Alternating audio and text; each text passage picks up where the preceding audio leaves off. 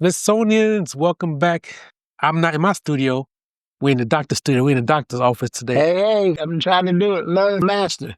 No, sir. We're learning from each other. Like you're the doctor, so I'm getting well checked. Okay, all right. Yes, I've been doing great progress. You're doing great. Yes, the mission statement that you gave me is okay. How'd it go? like it's funny. Like it's crazy. I've been thinking about it. I wrote it down, but like it literally clicked today. It's like, wow, it's very simple because all I'm doing is enhancing people. Like I'm literally the central point to the World Wide Web.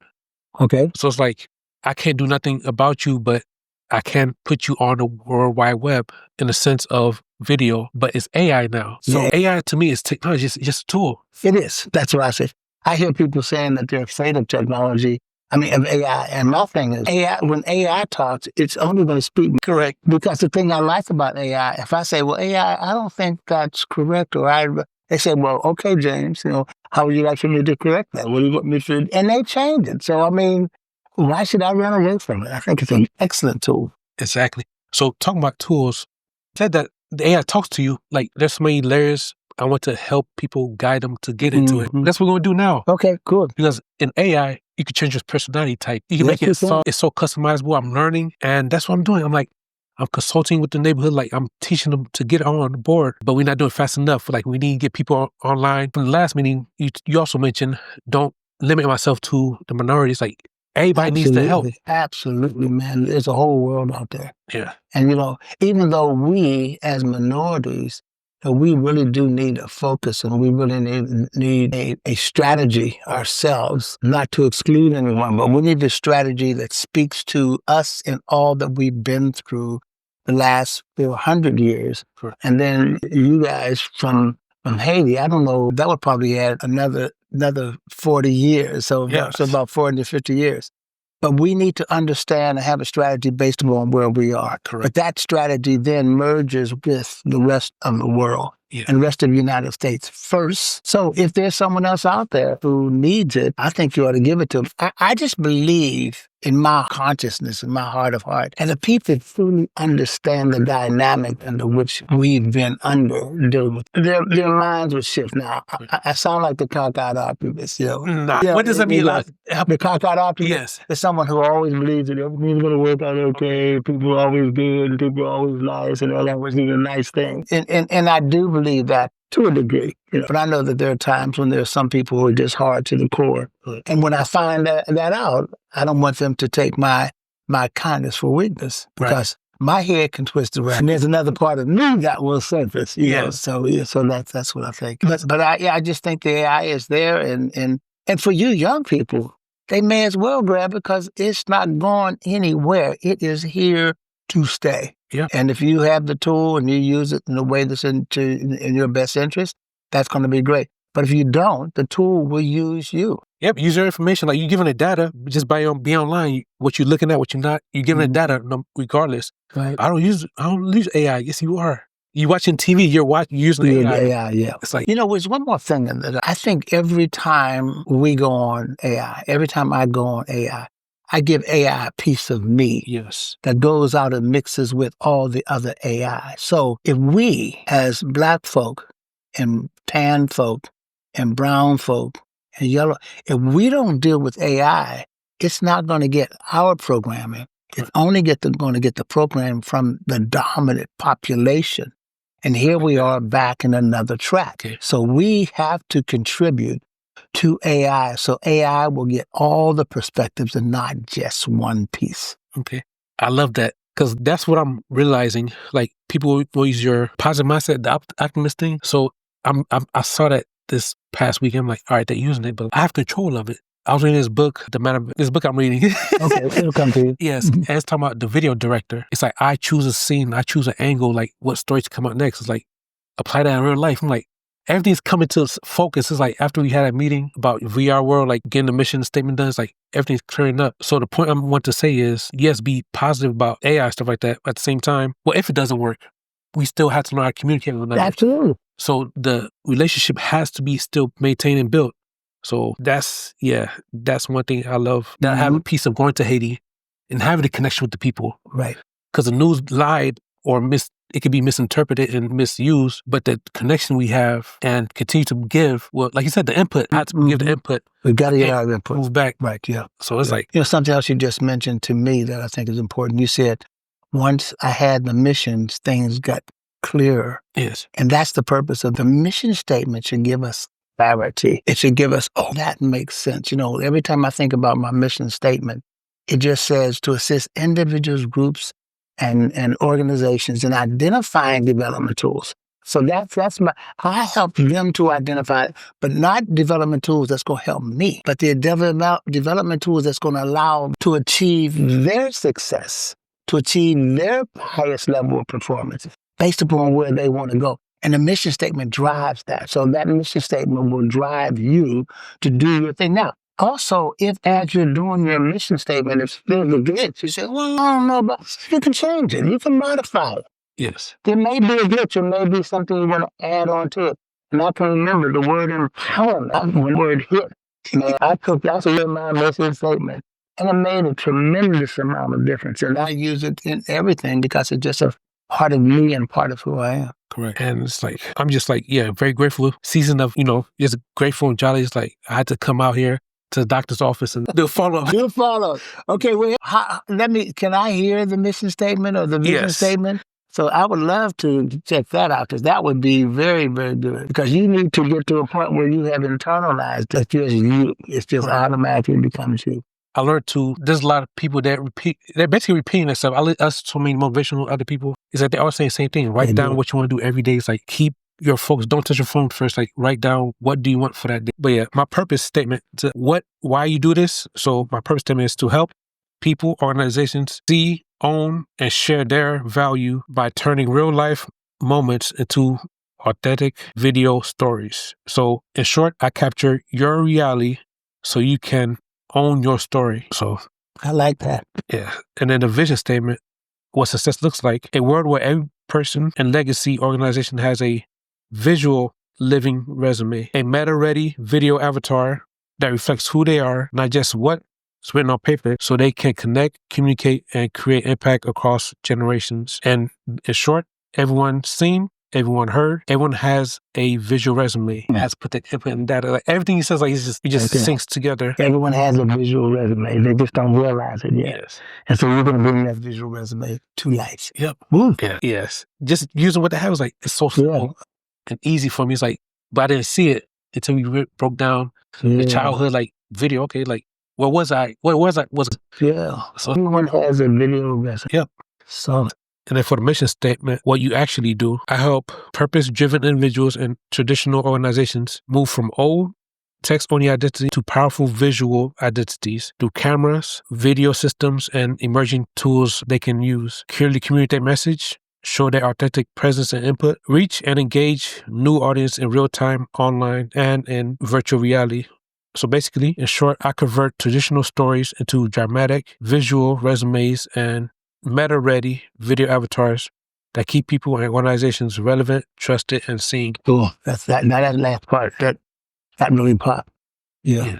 That really popped. Because like I literally went to a meeting or meetings. But it's like they struggle with the truth. It's like everybody has a different point of view.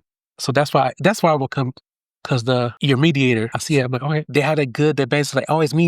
I'm like, oh shoot, like I see it. So it's like, it's people like, whoa. And then when you put them in the same room, it's like, it doesn't work. But now I'm like, I had to get my input. Like you said, I moved to the next stage. It's like, wow, you see it transform. Like, yeah, it's my time to help them with the input. Like, I don't have to pick sides. Right. This is where you're capturing where they are. Yeah, you're capturing that and helping them to get where they want to be. Especially when you have multiple people with different viewpoints and what have you. I like the visual resume. Yeah. Yep. It's like, that's what they're doing. Like, people like, why?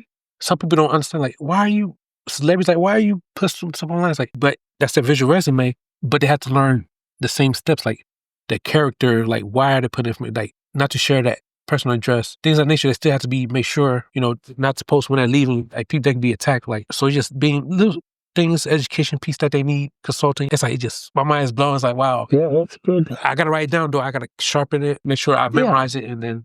And you will. And as you do it, what I find when people have a mission statement, they'll give their mission statement, and then what they'll on their mission statement is how they do that. Well, the mission statement, you don't need to say how you do it. You do the mission statement, Okay. and how you do it is the other part.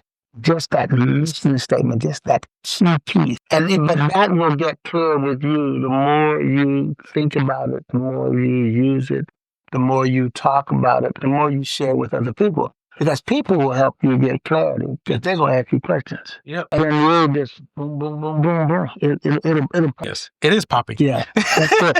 That's good, man. Yes. That's good. That is really good. Yeah, it's like, Well, I'm glad. I am so glad. And can you imagine if everyone in the world would have their own mission statement, you know, and then you get later on now you get into values and things like that. Especially for an organization, man. But for individuals, our values are important too. Like all the health stuff that's going on, helter skelter, now in our society. People say things, say, well, what's your value base? What is that you really believe in? You're carrying this flag, but you're saying this, and you're carrying this constitution, and you're doing something out of right. right. Yeah. How do we adjust that? How do we do that? It's like perfectly. You said that the night you said I need work on my personal statement. Like for me, it's like, wow. Yeah. It's just very easy. The 3 L's, like, it's like I resonate with that. It's like, that's the foundation. And it matches with my business statement because the church is my foundation. Like the churches need this. Like they need to be up to date. Yeah. It's funny. They had an event. They had the traditional live, go live. I'm like, look at the page. I'm like, where's the shorts? So, you know, I pay for software. So, yeah, let me put on my page. Like, and I see the comments and stuff. I'm like, it's little tricks that churches need and organized people need to amplify their visual resume. It's like visual resume. It's so simple and basic, but man, but that I think that term you need to copyright that term, visual resume. I mean that's me. I've been out here for a long time, and I haven't heard anyone. What is your visual resume? Even though they know doing things, but never stop to say what would my visual resume look like, and then who can help me put together my visual resume. And that's the stuff that you're doing, man. That's a whole new brain, brother. Yes. And with this, now that I have this in writing, the mission statement stuff, like I could invite people in. At first, I just started to do videos, like, all right, but now it's like, no, I can use you. Like, you don't see it like, all right, I'm going to use you. I still need to reach people that's promoters, like that's active. I'm like, all right, yep, I need you to come experience this so you could have people interact in person. For example, they use LinkedIn. It's a LinkedIn event. They just go on in person, reach each other via QR code, LinkedIn, but like, okay, but nobody really interacts. I have it. It's good enough, but like the visual resume is going to stick with you. It's like, it's your digital footprint. Right, yeah. It's like your personalized, like you can't code switch. Yeah. Ooh, it's so many layers. I mean, and that's your stuff, man. And as you do that, capture that into some territory that probably untouched consciously and intentionally by folks. Yeah, like I said, code writing over code switching, because like, yeah, the verse is like, how do we, because when you say code switching, it's like we're accepting somebody else saying about us. Yeah, code switching. Like, meaning like white people come in, like I act a certain way, right, and then I go somewhere I act a different way. But I'm going to code writing. I just find myself healing, like, all right, that's a past, but like, how do I find myself so now I'm equal? Like being the AI, it's like if AI is bringing stuff together, but it's kind of like no infrastructure, or it's not being accepted. So you mean with code switching? Yes. Phil, when I think of code switching, I see it as being able to be a really powerful tool. Example, if we're as adults are talking and kids walk in the room, we don't want them to always know exactly what it is that we're talking about. Not that it's bad, but they're not ready for it. Okay. So we may identify a population of people using a different name so that we don't influence kids negatively. So I see it being a project. I think for survival, many times for African Americans, I can't speak for Hispanics and Asians, but many times for us, for our overall survival, when someone else came in the room, we may still say the same thing, but we would use different terminology to be able to say that, not knowing where this other person is. Now, if I had confidence that this person who came in the room had my best interests at heart as well as the best interests of the population that I'm talking to, I wouldn't have a need because it'd be fair. But what our experiences have taught us is that sometimes when I can remember, there was a company, big company, really big. We were going to do some training with them. I met with them, myself and my daughter, and things were rolling really, really well. And I just got relaxed and open and started talking to them in a very open kind of way. I even showed that I said, okay, like let's take this advertisement. I said, when I'm working with one population, this is the photo I would use. But when I work with another population, I would use this photo, thinking that they understood that, because people do that anyway. And if you're talking to moms, you're going to show pictures of mothers. If you're talking, and not pictures of single women who are, maybe running or whatever, but you want to capture that. Because they took it in a really, really negative way. And as a result, we didn't get the contract because they said that was being deceptive. Wow. And I think what they were doing, they were looking for an excuse. Because how could that possibly be deceptive? They're trying to appeal to the audience we just want an image that they can lock on. And they said that was being deceptive. And so, boom, man, it just went down to and never had a chance, never said, well, can you explain that to us? Can you blah, blah, blah, blah, blah, blah. So that which I didn't code switch. So I just think that there's all kind of ways to do it. And like I say, frequently we do it for our survival. I think even with a group of guys that or different groups of guys, you could be kicking with one group of dudes, you like, woo, woo, woo, woo, and another group come in, man. You ain't gonna let that same thing out. Because of who they are, they're younger or they have different views or what. So it's a good thing to think about, to get some thought to its value. Okay. And all to life. But yeah, but while you're talking, that's a healthy thing. Like there's no space to talk about it. That's why we still need the safe place like to go. Like the visual resume is good, but like we need a place to be able to communicate those type of things. And Dave Chappelle, he used comedy. Yes, he's amazing. Yeah, I don't know if you heard his recent statement. The code word, like what he say is code word. Don't leave anything he say afterwards. Yeah, he just did that. Yes. Like, wow, I was like, there's different ways to send a message out. So that goes with you too. Then. Yeah. It's like, wow. So I can then say this in front of those people, but I gave the code word. Yeah. So what I'm saying to them is not true. Yes. Wow. I'm amazed at him that he doesn't code switch when his last piece that I saw and saw just as many white people in the audience as I did black people. And the way he talks and what he says is amazing. I sat there and watched. I said, wow, how can he do that? How do those people keep coming? And he speaks about white people in certain kinds of ways based upon some experiences that he's had. They keep coming, man. They just, and when he was on HBO, when I first saw him on HBO, I wouldn't watch him. Yeah. I thought he was the most vulgar thing that I ever. I mean, I really would. I said, and then he got this $50 million contract. I said, okay, what's wrong with me? What am I missing? What am I missing? So whatever it is, he has an appeal. And I don't know what his appeal of authenticity, what it is that allows him to do what he does. Interesting. My observation will be, I got to see him one time in person. He had a private party. I got invited. But my personal view is like, he knows his voice is, he had lawsuit for that. Like, not so, but he can't even use his name. It's like, man, I don't know what I'm trying to say, but it's like, your visual resume, but it's like your likeness, your being is being taken to a whole different level. Like people could copy it, duplicate it. At first it was mammogram, like Tupac, like, oh, the hologram. Yeah. But now it's VR. Like it's so many levels of technology keep progressing. It's like, it's just new levels of discrimination of things like nature. So you just have to be a Tupperware. It's like, you just got to be aware. Yeah. I mean, you do have to be aware. You have to be conscious. Anytime I'm in the presence of any other person, regardless to what their ethnicity is, that's why I use the whole 7-11 phenomenon so often. It says in the first 7 seconds of someone seeing you, they reach at least 11 conclusions. And the truth is, within the first 1/20th of a second, they process 264 data points about you. I mean, so that's like, and that could be your next door neighbor, that could be a cousin, that could be anyone. And what are they processing? Are they processing information that they really know about you, or are they processing information of what they think about you or who they've connected you with out here, someone on TV, a cousin, a friend, a bully, or whatever. That phenomena is no matter who we're dealing with, no matter who it is. Yes. Well, I'm thinking about the move, the next generation.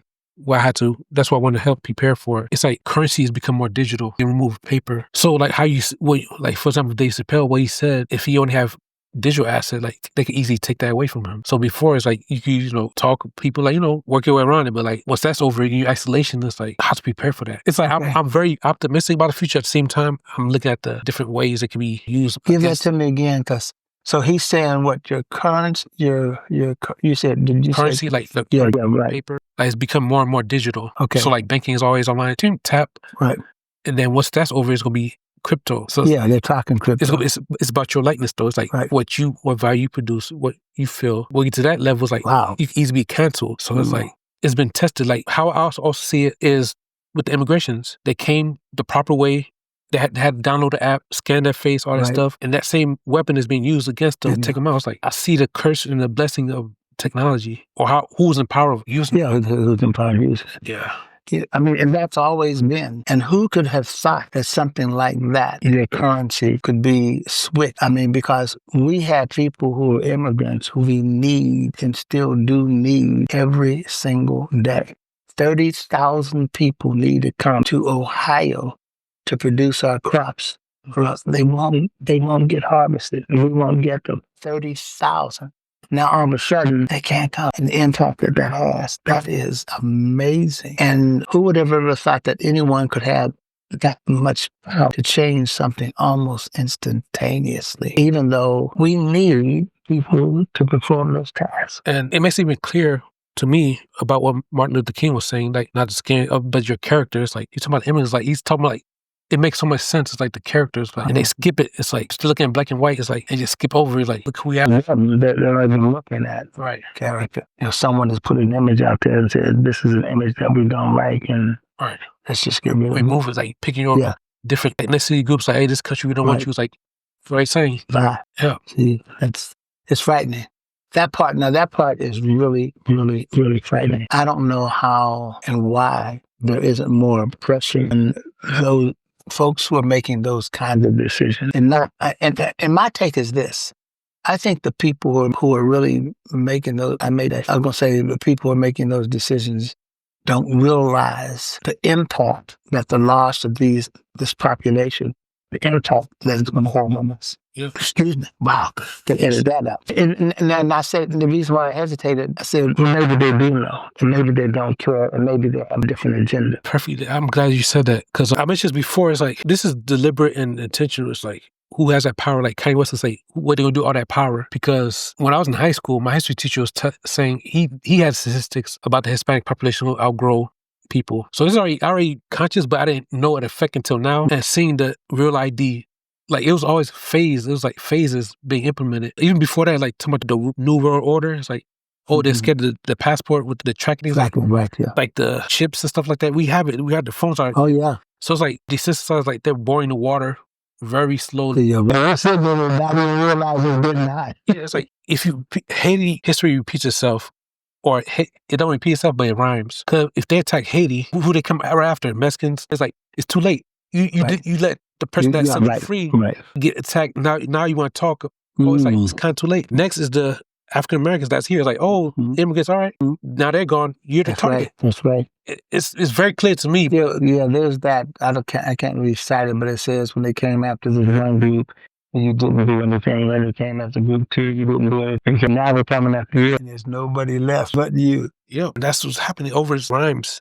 So the key then would be if we would not look at people and people's behavior, but we look at values and morals. Yeah. And when someone violates the morals of that population, it's just like violating the morals of you. Right. And so when those things happen, then we need to stand up right now. We need to stand up right now and say, wait a minute, can you do that to those people who work so hard to get here? It's even if biblical, like Moses, like he went away, and similar to Moses, like set people free. He had to plead with the oppressor. Right.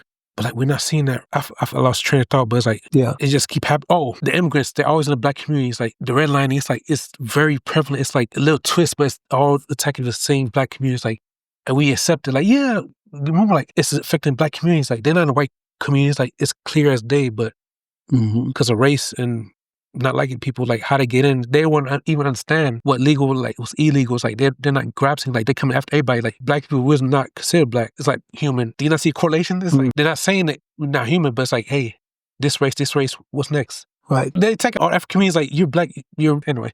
People believe they're black people everywhere, but it's like, yeah, I gotta work that way. I just, while you were talking, I've been looking at foreign violence all over the world, studying history. And from what I've studied, not all history, but what the part that I'm more European, because that's what's available to us. That's what they give us. Europeans have been doing to each other the same thing that's happening to us since the beginning of their existence. They fought against each other, all kinds of crazy reasons. Usually it's land. It's usually some kind of a product that they needed, blah, blah, blah. But they killed each other. They imprisoned each other. They tortured each other. And then one would take over. So the behavior that's being exhibited towards is not behavior that the European population hasn't done to their own people since the 1300s, as far back as I look, since the 1300s. So I don't know. Now, I'm not saying that black people don't do it. I'm just not a bit, I don't have as much black history, but the black history that I do have is the same identical thing, because there's blacks who are attacking blacks, and they're them and all. So I don't know, is it an issue that's based upon a population of people, or is it an issue that's based upon people? It's something that we as people do, and we need to protect ourselves from. And I don't know how you do that. But, so I'm sure we're totally off track. So yes, that's not what you want to talk about. We want to get to. I think we wrap it up. Okay. Yeah, it's like, because it's like, it's a dumb issue. It's like, yeah, I heard that. Like, it's a dumb fight for power. It's like, yeah, it's like, yeah, I heard that aspect too. It's a struggle, yeah. But that's funny. But yeah, just here to follow up with the doctor. Say, and I can't say enough about mission and vision. I think that without it, a person would be lost. So we have the business side. Yes. But the personal one, without a personal kind of a mission, or I say with the person, is say, what's my purpose? Yeah. Why am I here? And if we believe, I just heard from the pastor, everyone that's here is here because they have a purpose to fulfill. They have something that they should do. And what we need to do as individuals, we need to find and search for our purpose to make us authentic, to make us. Yeah. So that's to say that, I would like to using that kind of language with young people, as they, and that's why my whole piece that I'm pushing now is civility. Because what civility says is, I see humanity in you, right, as a starting point. That's where civility comes from. And so therefore that opens the door for discussion and for all those other things. So I think that we do need to believe we have a purpose. If I know that I have a purpose and I'm in there doing that purpose, I'm being fulfilled, Now, if I'm not able to do that, then I need to stop and think, okay, what is this purpose? How can I do it? How can I move towards it? So sometimes I may not be living my purpose, but I'm moving towards it. So at least I'm on the right path, and that's what that mission is going to help me to get on the right path to do that. Maybe that's just a piece for survival. I don't know. You perfectly said it. How do people reach out to you? Like, people may not be privileged to get to your video, but like, how do people reach out to you? It's my probably best, my email. Okay. And the email is JWHITE2 at columbus.rr.com. JWhite2 at columbus.rr.com. Now, my phone number is 614-562-3370. But if that doesn't come with the name, I probably will answer that. And you do the same thing. You're probably getting all kinds of calls. That's possible. So if there's no name connected to that, it's like, I'm probably not going to pick it up, Right. It's throughout the day. But the email definitely is a piece. And as I told you, I'm redoing my website, and I should have that done soon. In fact, I'll talk to you about it some more. I've just been working with it. I'm trying to get it to represent who I am now. Because I had my other website for 32 years, and then somehow it slipped away. So that just said, okay, it's time for you to put together another one that's more representative of you in terms of where you are today. So it's kind of what I'm doing there. All right, awesome. I just want to let people get a little salt of what I've been getting. The special treatment is like, you guys need to, get your evaluation of purpose statement, your vision statement, and mission statement, and then now I can work backwards for my personal. It's just amazing. So it really is. Okay. Our pleasure, brother. Anytime. All right, appreciate it. I love talking.